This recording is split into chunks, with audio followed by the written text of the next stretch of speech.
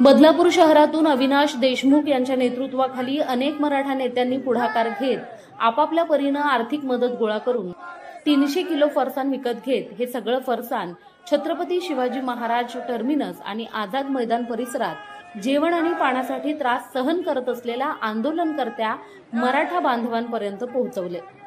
हे आंदोलन जोपर्यंत चालू आहे तोपर्यंत सरकार आमचे आंदोलन कसे थोपवता येईल याचे प्रयत्न करत आहे। मात्र आम्ही सरकारचे हे प्रयत्न यशस्वी होऊ देणार नाही। मुंबईत आंदोलन सुरू असल्यानं सरकारने आंदोलन करणाऱ्या मराठा बांधवांचे धैर्य सुटावे म्हणून परिसरातील खाऊची दुकाने, हॉटेल बंद करून आमचा रसद पुरवठा तोडला। मात्र राज्यातच काय तर देशभरातील मराठा बांधव एकत्रित येऊन हे आंदोलन यशस्वी होण्यासाठी प्रयत्न करणार असल्याचे अविनाश देशमुख यांनी सांगितले। बदलापूर शहरातून आम्ही 300 किलो फरसाण आंदोलनात सहभागी झालेल्या आणि राज्यातील विविध ठिकाणाहून आलेल्या मराठा बांधवांसाठी देत आहोत।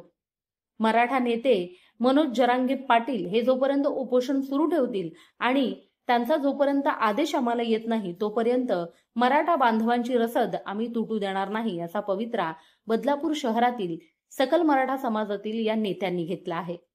यावेळी अविनाश देशमुख, संभाजी शिंदे, अरुण चव्हाण, सुहास पोखरकर, मनोज जाधव, कैलाश सईद, एकनाथ देशमुख, शशिकांत तळेकर, हेमंत पाटील या मराठा बांधवांनी एकत्रित येऊन ही मदत उभारली।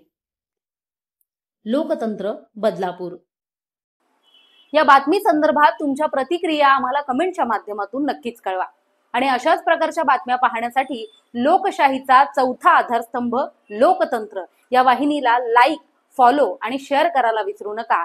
त्याचबरोबर YouTube या आपल्या वाहिनीला देखील सबस्क्राइब करायला विसरू नका। धन्यवाद।